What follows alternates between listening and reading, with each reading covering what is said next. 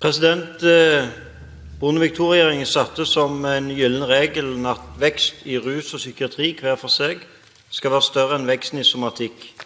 Siden har dette fremgått i oppdragsdokumentbrevet til RHF-ene. Dette endret i år. Fra Helse- og omsorgskomiteen er det ingen føringer som tilsier endringer i denne prioriteringen. Statsråden antyder at dette er en villet nedprioritering, noe også helsedirektøren har gitt uttrykk for. Vil statsråden revurdere dette, sånn at RHF-ene fortsetter å ruste opp tilbudet til disse tidligere forfordelte pasientgruppene? Statsråd Anne-Grete Strøm-Eriksen, vær så god. President, i likhet med representanten Høie er også jeg opptatt av at mennesker med psykiske lidelser og rusmiddelavhengighet skal få så godt behandlingstilbud som mulig. I de senere år er det stilt krav om at den prosentvise veksten i psykisk helsevern og tverrfaglig spesialisert rusbehandling skal være sterkere enn i somatiske helsetjenester. Dette er blitt målt ved bruk av kostnadstall, men kostnadstall er ikke alltid noe godt mål for kvalitet og tilgjengelighet, og sier derfor lite om hvilke tjenester som er best for pasientene. Fra 2010 har derfor departementet fulgt utviklingen særlig innen aktivitet, ventetider og personell. I regjeringens budsjettforslag til Stortinget for 2012 ble det redegjort for utviklingen. I siste 5-årsperiode har den prosentvise veksten i aktivitet vært større i psykisk helsevern og tverrfaglig spesialisert behandling enn i somatiske helsetjenester. Fra 2009 til 2010 var nivået på årsverk stabilt i somatisk sektor, mens antall årsverk økte med henholdsvis 5 og 3,2% i psykisk helsevern og tverrfaglig spesialisert behandling. Samlet tilsier dette at psykisk helsevern og tverrfaglig spesialisert behandling av rusmiddelavhengige har vært høyt prioritert. Aktivitetsveksten har vært større enn i somatiske helsetjenester, og aldri har så mange mennesker fått hjelp for sine rusproblemer i spesialisthelsetjenesten som i 2010 og 2011. Om lag 80% av ressursene til psykisk helsevern går til døgnavdelingene. Det er derfor viktig at omstillingsprosessen blir gjennomført, slik at disse ressursene i større grad blir brukt til tjenester som er bedre tilpasset pasientenes behov, og som er tilgjengelig i nærmiljøet. Dette er i tråd med samhandlingsreformen, der spesialisthelsetjenesten og de kommunale tjenestene må samhandle til beste for pasientene. I budsjettforslaget for 2012 ble det lagt vekt på å fortsette omstillingen i psykisk helsevern og øke kapasiteten innen tverrfaglig spesialisert rusbehandling. Dette har fulgt opp i oppdragsdokumentet for 2012, til de regionale helseforetakene. Når dette er sagt, vil jeg vise til at det også er viktig å prioritere grupper innenfor det vi kaller somatisk pasientbehandling. I oppdragsdokumentet for 2012 er blant annet kreftbehandling og behandling av hjerneslag særskilte satsingsområder. I oppdragsdokumentet for 2011 og 2012 har vi stilt krav om at ventetiden til utredning og behandling i spesialisthelsetjenesten skal reduseres, og at fristbrudd ikke skal forekomme. Og gjennomsnittlig ventetid i psykisk helsevern, rusbehandling og somatikk har gått ned fra 2010 til 2011, og jeg er glad for at tallene viser en positiv utvikling. Bent Høie, vær så god. President, det er 2 ting en kan forstå ut av statsrådens svar. Det første, som er gledelig, det er at den gylne regelen faktisk har virket. Den har ført til en høyere vekst, både innenfor rus og psykiatri, både når det gjelder kapasitet og behandling og årsverk. Det andre som jeg kan lese ut av statsrådens svar er ikke positivt, nemlig at den nedprioriteringen av rus og psykiatri som det innebærer å fjerne den gylne regelen, er en bevisst og villet politikk for statsråden som hun her forsvarer.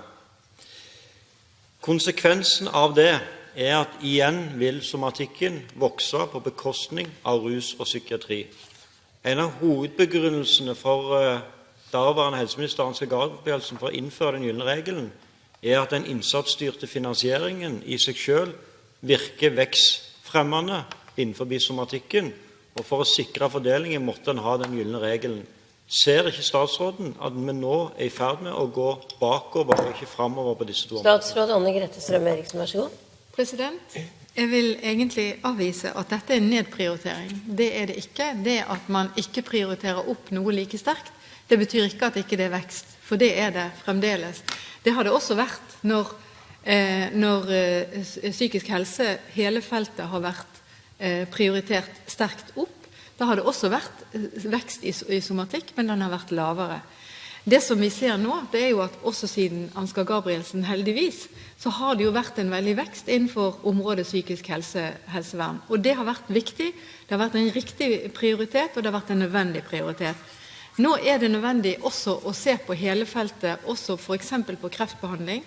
Så mange nye tilfeller som kommer innenfor kreftområdet, det viktig at vi kan behandle på en god måte.